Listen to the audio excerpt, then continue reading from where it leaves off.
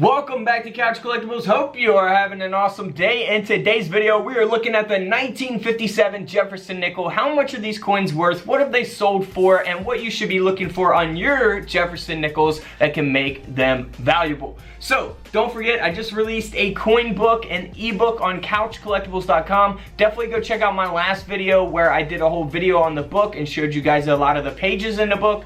Feel free to check that out. Let's just hop right into it. Now, starting off first, like I said, with the 1957 Jefferson Nickel. Now, if you do have the proof coin from 1957, the Jefferson Nickel, you want to look for not doubling, not tripling, but quadrupling. You want to look for that there on the lettering on the obverse, the front of the coin. So we see that doubling there on the motto "In God We Trust," as well as the word liberty, as well as the stars there, and the date 1957 itself.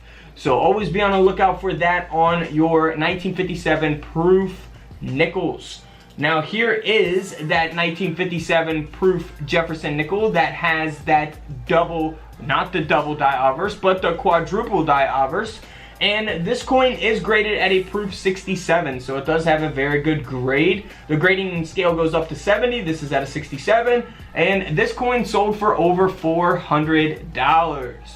Now here is a 1957 proof that is graded at a proof 68 ultra cameo. Now this does not have any types of errors. The sole value comes in at that grade, that very, very high grade 68 ultra cameo. Now this coin here sold for over $7,000. Just keep in mind, you know, all coin prices depend on when a coin sells, you know, how many of these coins exist at this grade or higher, and so on. Now in 1957, for the regular business straight coins, you can see that they produced over 38 million of the no mint mark and over 136 million of the D mint mark. So they are not, you know, super rare or key dates or anything like that. They are very, very common coins. However, you know, here is some different coin prices for these coins. This is a 1957 no mint mark. Now the coin is graded at a mint state 65. Now, you know, in some cases, you know, if you have an old, you know, key date Indian head cent at a mint state 65, it could be worth a lot of money. Now, in this case, it's a 1957. There's a lot of these out there at a mint state 65 or, you know, even lower. So this coin only sold for around $25. However, if you go just one grade higher, mint state 66 with full steps, this coin sold for over $2,500. So big difference, 25 bucks and to $2,500. So keep that in mind. Huge difference in coin prices, you know, based on the grade population there. Also on the 1957 proof, we have a double die reverse. So look for that doubling there on the reverse of the coin, the lettering of the coin. This coin here only sold for around $25 as well, so it's not super rare, but it is graded at a proof 67. Now, same thing for the 1957 D mint mark. This coin is graded at a mint state 65. You know, only sold for around 80 bucks, which is good for a nickel, but, you know, probably, you know, maybe not worth getting graded. But this 1957 D at a mint state 66 sold for over $4,600. So you can always look up on PCGS.com, you know, what different grades, you know, what the prices is for different grades. Because in this case, they're very, very different, just one grade apart. And, you know, that could happen with, you know, all kinds of different coins as well. You know, something like a Morgan dollar at a certain grade and one grade higher could affect the value tremendously because, you know, there may not be any that exist at a certain grade, and you might have the first one, you never know. But like I said, $4,600 for that D mint mark. Let's check out these other Jefferson Nickels that are worth money. Now you can see that something major is going on here, and that is because it's been double struck with the second strike being 35% off center. So this is definitely a mint error taking place here. Now that will give the coin some value. You're turning 5 cents into over $400. So if you ever find something like this, you could definitely make some money on it. 5 cents into over $400 for this coin. Next up is a 1971 D Denver Minted Jefferson Nickel. Now this coin is graded by PCGS at a mint state 67, and that is the reason why the coin is valuable. And this nickel sold for over $850. Next up, one of my favorite type of errors is the 1971 D Jefferson Nickel that was actually struck 15% off center and struck on a 1-cent planchet. So we see how it's got like the Lincoln penny color to it, the copper coloration to it, and that is because it was actually struck on a penny planchet. So very cool, love these types of errors. This coin sold for over $300.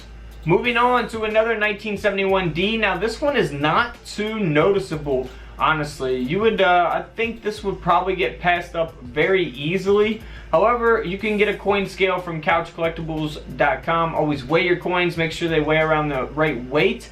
And this coin here was actually struck on a Philippine 25-cent planchet. So here's the coin that the nickel was actually struck on. However, if we go back, we can see that it just looks like a regular nickel. But it has been confirmed by the coin grading company PCGS that it was actually struck on the Philippine coin planchet. Now, very cool error. You're turning 5 cents into over $180. A $180 nickel. Next up is a coin that's sold on eBay. Now, I would probably definitely have this graded if I found something like this or came across something like this. This is a 1971 that is a error coin, of course, as we can see here in the image display. Now this nickel here only sold for around $60, so I would probably have it graded and probably would sell for a little more if it was graded and certified. Now next up is a 1971 proof set.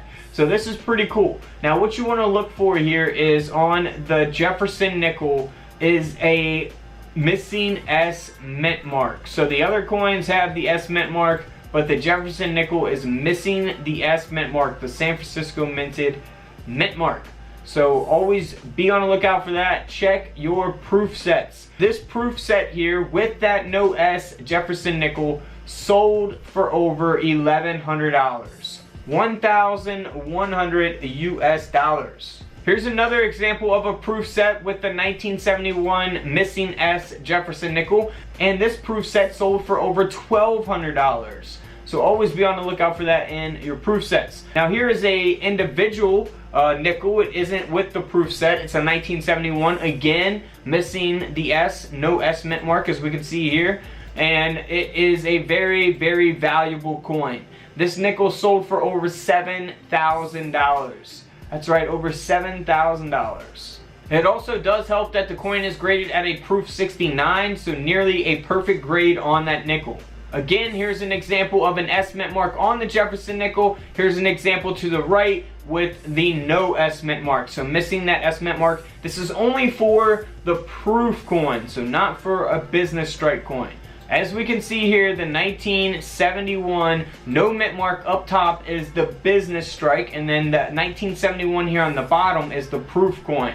So you can really tell a big difference. Proof coin is going to be much more detailed, have a mirror-like finish, as opposed to the business strike, which is pretty much the coins that you find in your pocket change every day. Typical change. Now here's the 1971 S proof nickel that is actually got almost a perfect grade like the other proof nickel, graded at a proof 69, which gives it a lot of value. However, this is not missing the S mint mark. It actually has the S mint mark, and this coin here sold for over $1,500. Now I've discussed type 1, type 2 in my other Buffalo nickel videos, so be sure to check those out. Now this 5-cent coin was struck on a 10-cent planchet. It only weighs 2.5 grams. You can see that the whole design of the Buffalo nickel did not get on the coin, so it's kind of cut off there. We got Liberty cut off, United States of America cut off on the reverse. Now this coin here sold for over $46,000. $46,000. Now this next one is a very, very awesome coin. This is a 1943 S 5-cent coin, a Jefferson Nickel that was struck on a 1-cent planchet. Now it only weighs 2.8 grams. Now this one was actually struck on a steel penny. So you guys know the steel pennies from 1943? This nickel was actually struck on a steel penny pretty much. So this is supposed to be a 35% silver nickel, as it is from 1943. Now this coin here, because of that error, because of the high grade, sold for over $18,000. Alright guys, don't forget to subscribe in the middle, check out the videos to the left of me, and until tomorrow, I'll see you on the comment section below. This is Couch Collectibles, and this is where I disappear.